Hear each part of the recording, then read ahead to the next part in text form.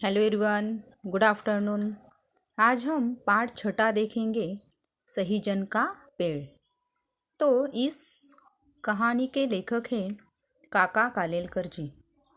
तो इन्होंने इस पाठ में हमें बताया है कि जो सामाजिक समस्या होती है उस सामाजिक समस्या को उजागर करने वाली जो पृष्ठभूमि उस पर आधारित यह पाठ है। यानी ये जो काका कालेलकर जी हैं, इन्होंने इस कहानी में समाज के उस वर्ग के लिए बताया है कि जो झूठी शान पर जीते हैं और जीवन का हर जो दिन होता है वो एक समान नहीं होता है ना। सब दिन एक समान होते हैं क्या? नहीं। और धन वैभव आज है तो कल नहीं हो सकता, इसलिए हमें वर्तमान की वास्तविकता को नहीं भूलना चाहिए। यह संदेश इस कहानी के द्वारा काका कालेलकर जी इन्होंने हमें दिया है। तो देखिए, हम पाठ देखेंगे। किसी शहर में एक संपन्न परिवार रहता था। उसमें 4 भाई थे, है ना। एक परिवार था और उसमें कितने भाई थे? 4 भाई थे। समय ऐसा आया कि जायदाद धन दौलत बर्बाद हो गई। यानी देखो, सब समय एक जैसा होता है क्या? नहीं। और देखो, एक परिवार में 4 भाई थे और एक समय ऐसा आया कि उनके पास वो क्या थे? बहुत अमीर थे। और एक समय ऐसा आया कि उनकी जो धन दौलत थी, जायदाद हो गई, वो क्या हो गई थी? बर्बाद हो गई थी। चारों भाई हुनरमंद और पढ़े लिखे थे, है ना। बहुत क्या थे? होशियार थे, पढ़े लिखे थे। फिर भी वो अपनी पुरानी खानदानी इज्जत के कारण कहीं कुछ नौकरी चाकरी या काम धंधा नहीं कर पाते थे। यानी वो पहले क्या थे? बहुत ही अमीर थे। इसलिए अभी उनके ऐसी स्थिति आने पर वो क्या करते थे? अपनी जो पुरानी खानदानी इज्जत है उसके कारण वो किसी के यहाँ नौकरी काम धंधा नहीं कर रहे थे, क्योंकि वो पहले कैसे बहुत ही ठाट बाट में रहते थे। उनको अपनी इज्जत के बारे में वो सोचते रहते थे। घर में गरीबी दिन ब दिन बढ़ रही थी, क्योंकि अगर घर के लोग कुछ भी काम नहीं करेंगे तो घर में क्या आती है? गरीबी आती है। बीवी बच्चों का सारा जेवर भी छिपे छिपे कम दामों में बेच डाला। और उनके घर में जो बीवी और बच्चे थे और उनमें उनके पास जो जो भी जेवर कुछ जो उनके जेवर थे वो क्या थे? उन्होंने घर के जो लोग थे उन्होंने क्या किया? कम दोनों दामों में उसे बेच डाले थे। आखिर एक दिन ऐसा आया कि घर में कुछ भी न बचा और खाने पीने के भी लाले पड़ने लगे, है ना। और सब उन्होंने क्या किया? बीवी के बच्चे के सारे जेवर कुछ धन दौलत थी वो भी क्या की? उन्होंने बेच डाली। इसलिए उनके पास कुछ भी पैसा धन दौलत उनके पास नहीं बचा। और इतना समय ऐसा आया उनका कि उनके पास खाने पीने के लिए भी उनके लाले पड़ने लगे, है ना। उनके पास खाने पीने के लिए भी कुछ सामान लाने के लिए भी उनके पास पैसे नहीं रहे थे। अब क्या किया जाए, है ना। अभी वो सोचने लगे कि अभी हम क्या कर सकते हैं।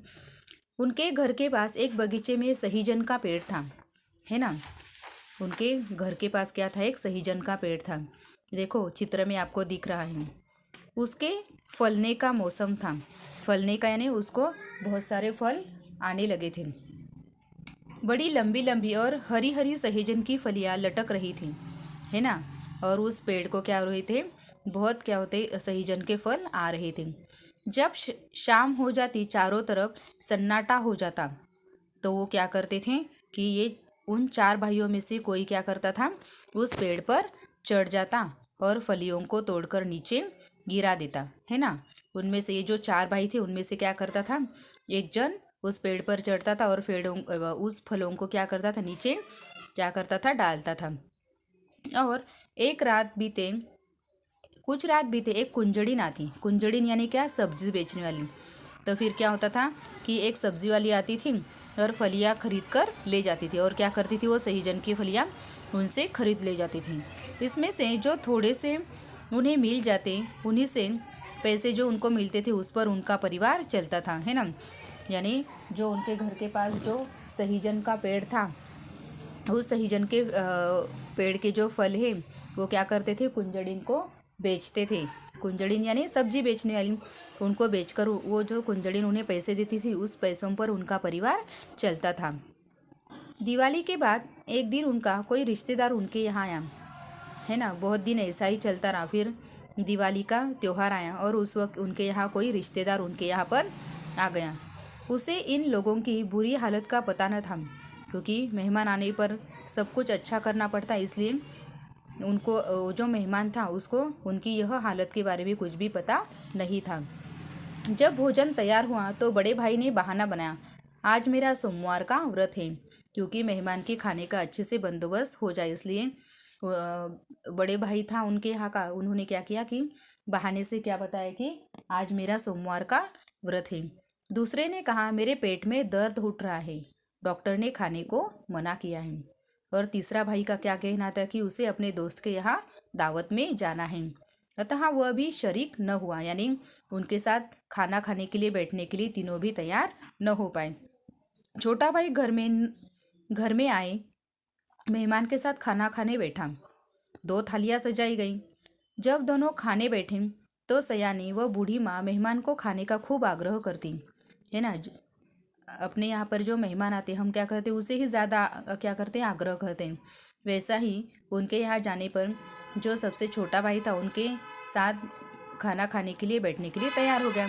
फिर 2 थालियाँ सजाई गई और दोनों खाने के लिए बैठे तो उसकी जो बूढ़ी माँ थी वो क्या करती थी, मेहमान को बहुत आग्रह कर रही थी, लेकिन अपने छोटे लड़के को ज़रा भी न पूछती थी और परोसने में क्या करती थी, कंजूसी कर रही थी, क्योंकि उनकी स्थिति ही ऐसी थी।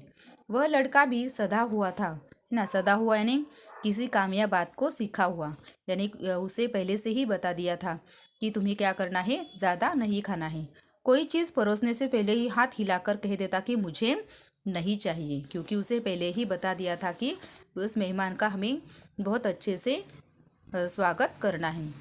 इस तरह 2 बार भोजन करने के बाद मेहमान ताड़ गया, है ना। ताड़ जाने ने समझ गया, क्योंकि 2 बार भोजन होने के बाद उस मेहमान को इस बारे में पता चल गया कि ये लोग क्या है, गरीबी के शिकार हो गए हैं और फाका कशी के मारे घर की हालत खराब है।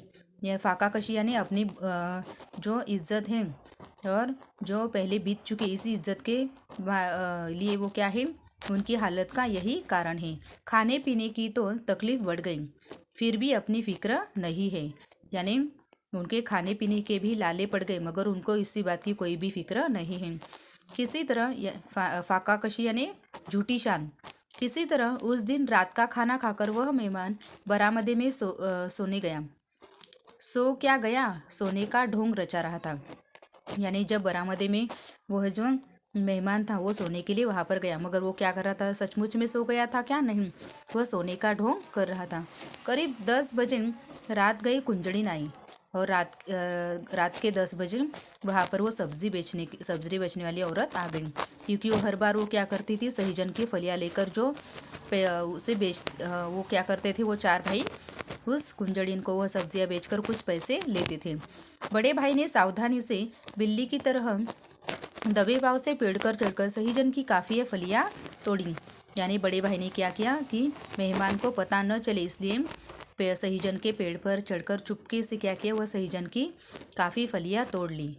और कुंजड़िन आई थी, इस वक्त इनकी गरज है, वह जो दाम देगी वो लेंगे, ज़्यादा पैसा उससे न मांगे, क्योंकि मेहमान को इस पता चलेगा इसलिए, है ना। जब बड़ा भाई टोकरी में सहजन की फलियाँ लेकर कुंजड़िन के पास आया तो उसने दाम कम दिए, है ना। इस बार उस कुंजड़िन ने इस फलियों के दाम बहुत कम दिए थे और कहा, आजकल सहीजन की मांग नहीं है ना। सहीजन यानी ड्रम स्टिक, है ना। इंग्लिश में उसे क्या कहते हैं, ड्रम स्टिक, और मराठी में क्या कहते हैं उसे, शेवग्याच्या शेंगा, है ना। वो जो सहीजन की फलियाँ देखो चित्र में दिख रहे, तो वो जो सहजन की फलियों के दाम इस बार उसे कम दिए थे आजकल। और उसने क्या कहा कि आजकल सहजन की मांग बहुत कम है, मुझे भी बाजार में मुनाफा नहीं मिलता, अब मैं तुम्हें पहले के जैसे दाम नहीं दे सकती, है ना। यहाँ तक आप पार्ट अच्छे से समझ लीजिए, आगे का पार्ट हम नेक्स्ट पीरियड में देखेंगे। Thank you very much.